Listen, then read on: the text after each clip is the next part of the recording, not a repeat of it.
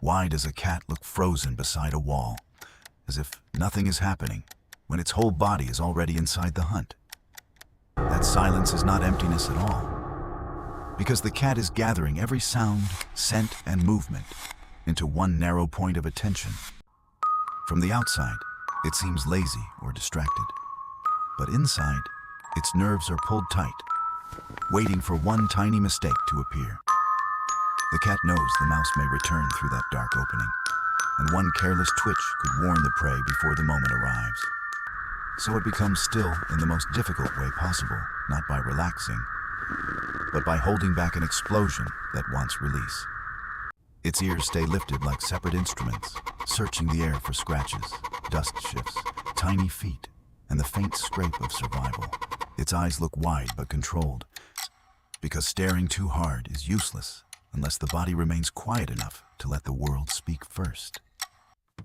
Even the whiskers matter now, measuring air and distance around the hiding place, helping the cat build a map of danger nearby.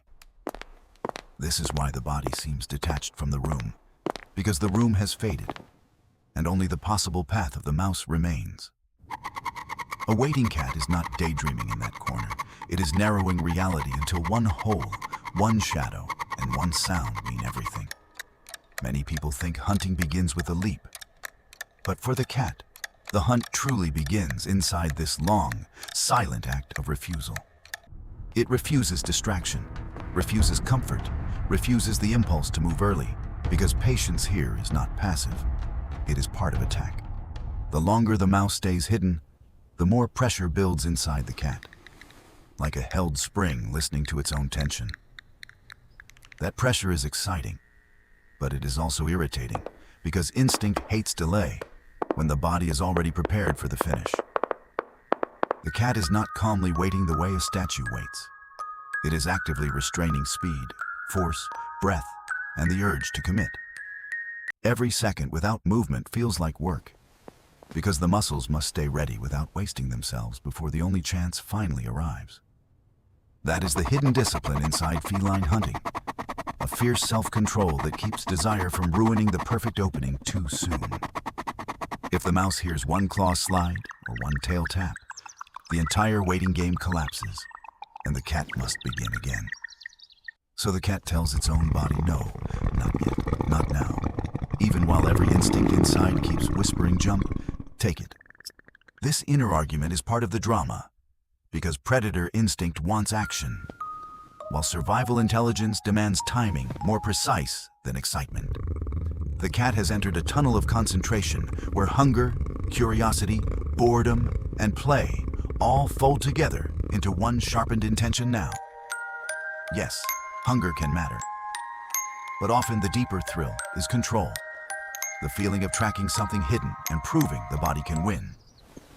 That is why some cats stare so intensely even when they are not starving, because the chase itself activates an ancient reward. The mouse becomes more than food in this moment. It becomes a test, a puzzle, a moving secret the cat desperately wants solved. Inside that still posture, anticipation keeps rising, and the cat may feel almost angry that the prey is taking so long to appear. This frustration does not break the hunt. It sharpens it, because delay can make focus hotter, narrower, and more emotionally loaded inside. A cat waiting too long may flick an ear, tighten its mouth, or shift weight slightly, not from weakness, but from overflowing readiness. Those tiny adjustments reveal how hard this silence really is, because stillness under pressure is much harder than movement during action itself. The cat is balancing on the thin line between patience and eruption, trying to stay invisible while its own body begs for release. What looks cold from the outside is often intensely emotional inside. Not sentimental emotion, but fierce animal tension packed into perfect control. Its heartbeat may quicken while the body stays fixed, because excitement does not need visible movement to race through every prepared muscle. That is the strange beauty of the hunting mind. Still on the surface, storming underneath, calculating without words and yearning without mercy. The cat is not thinking in human sentences, but it is absolutely choosing, delaying, measuring, and guarding the exact moment of commitment. Its whole posture says one thing again and again: wait until the chance is real, because a guessed opportunity is not enough. That caution is not cowardice. It is intelligence shaped by many failed hunts, where moving too early meant losing everything in seconds. So even in a house, beside a cabinet or wall, the cat is carrying ancient rules older than the room around it. Domestic life may soften many habits, but it does not erase the predator circuit that wakes when a hidden creature starts stirring nearby. So that is why the cat can ignore everything else for minutes, because instinct has announced that this particular place now matters most. The corner becomes a stage of possibility, and the cat treats it with respect, because something important may burst from it without warning. Even when nothing happens yet, the cat is rehearsing the leap inside itself, feeling distance, force, direction, and landing before moving once. This mental preparation is why waiting can feel so intense, because the body is repeatedly touching the future without being allowed there. The cat almost lives inside the next second, imagining the mouse emerging, imagining the rush, then forcing itself back into stillness again. That return to stillness is part of the struggle, because anticipation keeps pulling forward while discipline keeps pressing the body down hard. When people call cats indifferent, moments like this quietly prove the opposite, showing how deeply they can care about one chosen objective. Their focus is not noisy or theatrical, so it gets mistaken for blankness, even when it is one of their strongest emotional states. In that waiting posture, the cat is full of purpose, full of caution, and full of restrained power that has nowhere else to go. It may seem peaceful, but peace is not the right word here, because the mind is busy holding back a flood inside. That flood contains many impulses at once: grab, chase, pin, win, confirm, because hunting satisfaction begins long before teeth or paws make contact. The cat wants the moment to be clean and final, not wasted on a sloppy jump that teaches the mouse to fear earlier. So beneath the quiet face, there is ruthless precision for me, a decision to spend energy only when the odds finally lean enough. This makes the cat seem calculating, and in a way it is, because instinct and experience are blending into one measured response. It is listening for proof, not possibility alone, because possibility excites the body, but proof is what gives permission to strike now. That distinction is everything during a hunt, since acting on hope wastes motion, but acting on certainty turns raw speed into success. Meanwhile, the hidden mouse may know nothing of this storm, only that somewhere nearby, patient eyes are waiting without a single blink. For the cat, however, every tiny sound feels magnified, as though the world has narrowed into whispers that could decide triumph or failure. A scratch in the wall, a shift in dust, or a faint rustle can send fresh electricity through the waiting body again.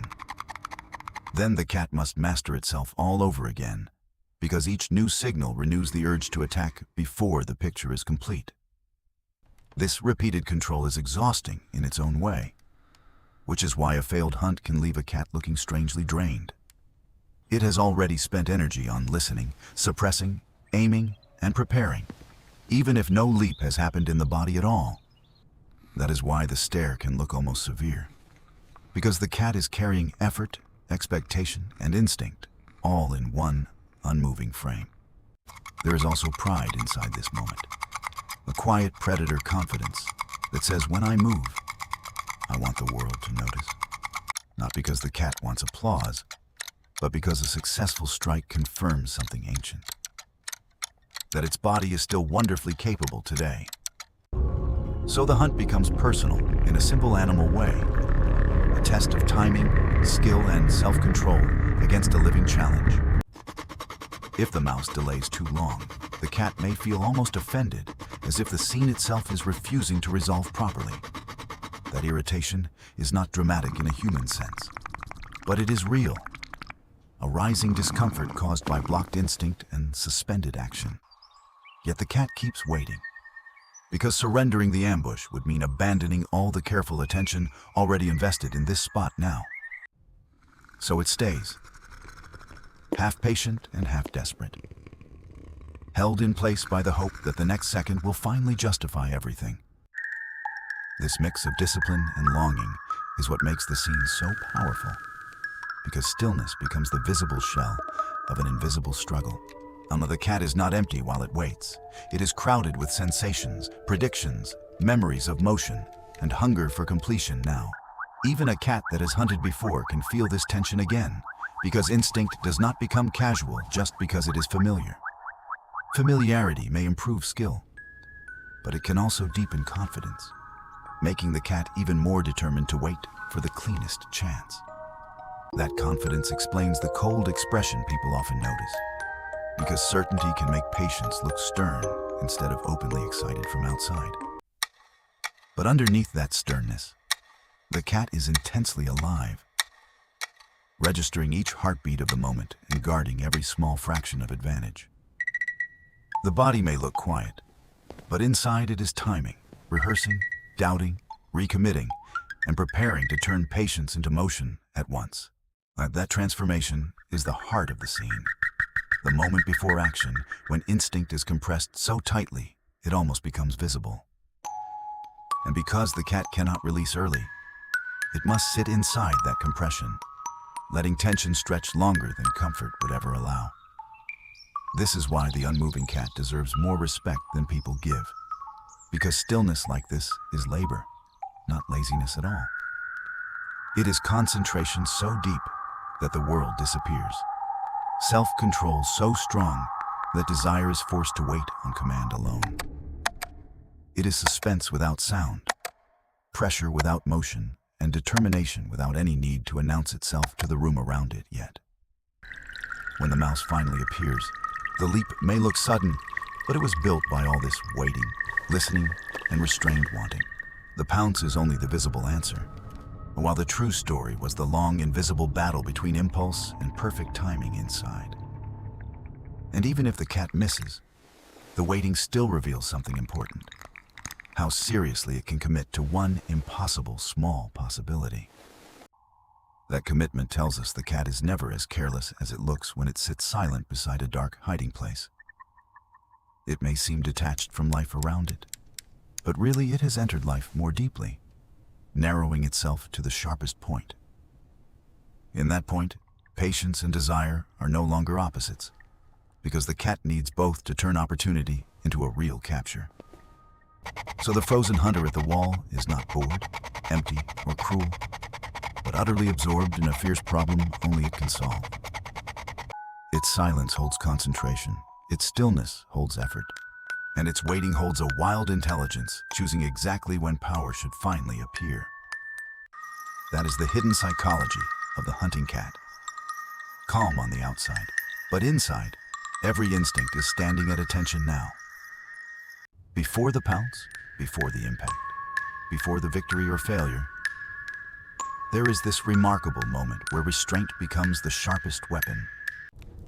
So when a cat sits like stone near a hiding place, remember that the silence is full and the stillness is burning.